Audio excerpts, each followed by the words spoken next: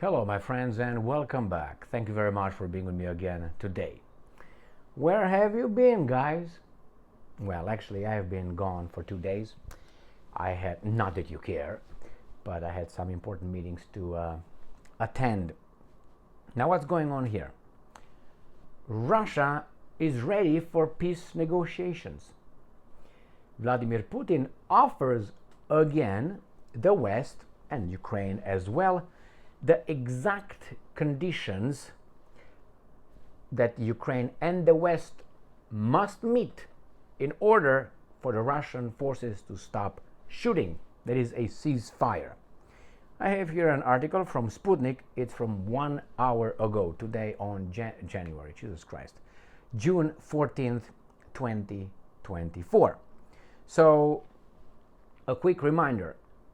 Before the 24th of February 2022, Vladimir Putin, Lavrov, and all the bunch told NATO, the Americans basically, guys, we need some documents, that some guarantees that you will not have Ukraine as a NATO member state. It's going to be demilitarized, no Nazism in it, whatever they,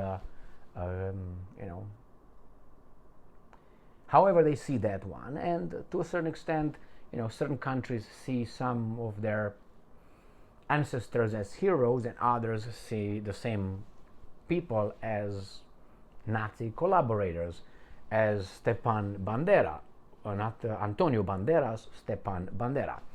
And to a certain extent, it's true that Stepan Bandera collaborated with Adolf Hitler, with the Nazis.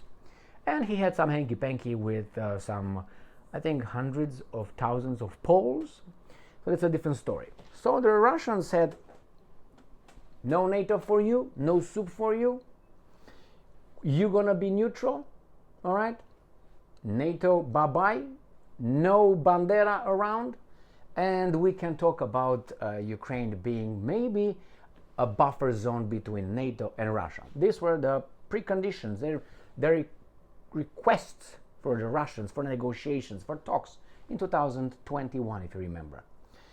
NATO said, no, we need to take care of our arms manufacturing companies, so no, you need to start what you have in mind. And the Russians said, okay, jawohl, as the Russians would say, duh, we will do it. So, now after 2.5 years of garbage, it's almost at the edge or the verge of nuclear war, and the Russians could use tactical nuclear weapons. It's very possible. So let's look over this article from Sputnik and see what Putin offers the West. And basically is the same thing. The same thing. Plus, taking over the provinces he already took over and the withdrawal of the Ukrainian troops from the administrative borders of the regions Russia is trying to, what word do you want me to use? Recapture, liberate, conquer, I don't give a fuck. That is, advancing and taking over. So, let's look at this article coming from Sputnik. And let me show you the abracadabra here. All right, here it is. That's the things that we have to work with nowadays, being where I'm at. And I'm going to put my goggles and I'm going to descend into this article. Putin sets conditions for Ukraine peace talks. Full Ukrainian withdrawal from new Russian regions. Is this because you can't push them out? Russia is ready to begin negotiations with Ukraine at any moment, but on one condition, which is going to be more than one. You'll see. President Vladimir Putin has said, the negotiations are not between Russia and the Americans, the rest of the world, which are about 40 other countries, vassal states of Al Capone. No, it's between me and this guy here. I don't care if those guys are your masters. I'm not going to talk to them. I'm going to talk to you. It's your duty to figure things out if you are independent. If not, we're going to take over Red Rover. So, Russia today presents yet another concrete peace proposal for resolving the conflict in Ukraine. However, if the West and Kiev reject this offer as they have before, because the Russians know that Kiev is actually the finger on the trigger. That's all. This is Kiev right here. And the rest is United States of America, Great Britain, and other smaller hyenas or jackals, however you prefer. However, if the West and Kiev reject this offer as they have before, the responsibility for continued bloodshed will rest on them. Okay, Russian President Putin has stated at a meeting with top diplomats at the Russian Foreign Ministry on Moscow. And I'm quoting Vladimir Putin. Today, we make another specific, real peace proposal. If Kiev and the Western capitals refuse it, he knows who's who, what's what, as they have previously, then ultimately it is their matter, their political and moral responsibility for the continuation of the bloodshed. End quote, he said. But for this to happen, now is the conditions, Ukrainian forces must withdraw from the entire territory of Donetsk and Lugansk People's Republics and the Zaporozhye and Kherson regions. I don't think it's going to happen. And I'm quoting Vladimir Putin again. Ukrainian troops must fully withdraw from Donetsk and Lugansk People's Republics and the Zaporozhye and Kherson regions, specifically from the entire territory of these regions within their administrative borders as they existed when they joined Ukraine. We're given. Once Kiev announces its readiness for this and begins the actual withdrawal of troops from these regions, as well as formally renounces plans to join NATO, we will immediately cease fire and start negotiations. End quote. He said during that meeting. Now, personally, if you burn me 3 times, and if it's not a big burn, after 3 times is strike 3, you're done with me. So I think Russia has strike 2,594 already burns, and is still doing what? So these guys are going to tell you, and you're going to believe them, they will not going to join NATO? Please. Now, anyway, let's see. Additionally, always, the devil is in the details. Additionally, Russia requires Ukraine to adopt a neutral, non-aligned, and non-nuclear status for a peaceful resolution to the conflict. And I'm quoting, our fundamental position is as follows.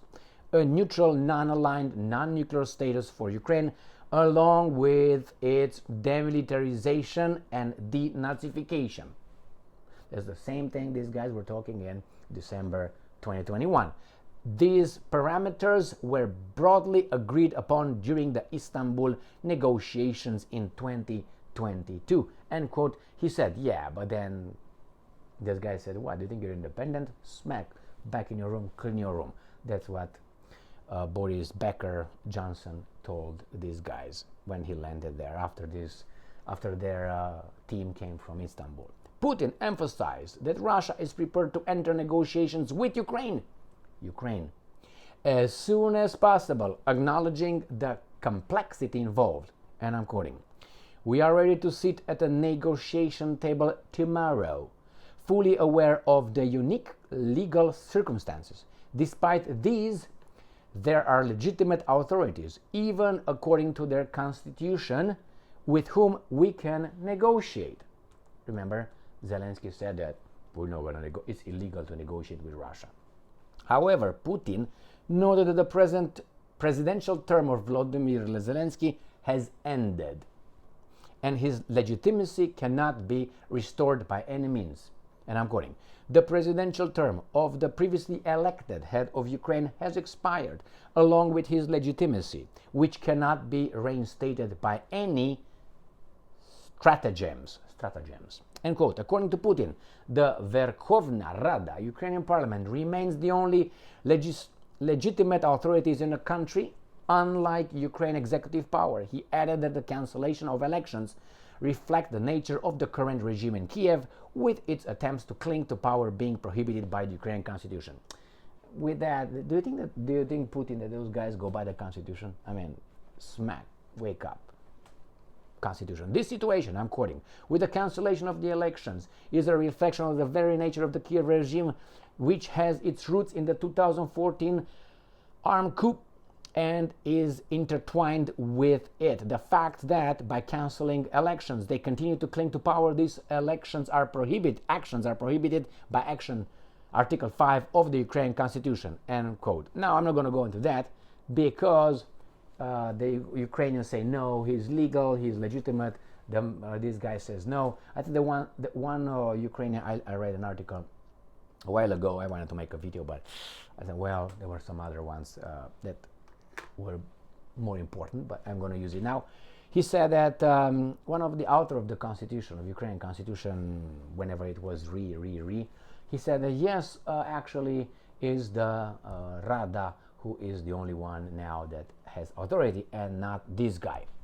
Well, I'm not an expert whatsoever in constitutional law or anything like that, and obviously they will interpret it the way it fits their needs.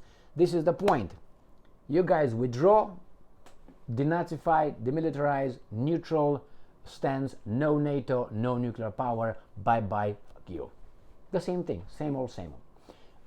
What do you think about this one? I think all this could have been avoided before 2022, and I think there were some big economic, financial, banking interests first that required this war to happen. And those banking interests were not Russian banking interests. Que bono, who benefits? See who has the biggest profits, won. And then see who won so far, and who keeps on pushing it. Don't give me, the price of liberty is high and so on. This is garbage. This is gargara, we'll call it in Romanian. When your throat have a sore throat, you drink, let's say, water with salt, or you just drink tsuika, palinka, hot Romanian moonshine out of plum, like 50, not like where I come, 55% alcohol or 60%, and do it. Now that's why gargara we call it, like nothing actually. So keep nothing. What will happen? I guarantee you the Westerns will reject this, will make fun of Putin, and Putin will continue doing what he does, fight for his nation, and the other guys will screw up the Ukrainian nation. That's my take on this one. So, thank you very much for being with me again today. Stay strong, stay smart, look for the truth, and be just.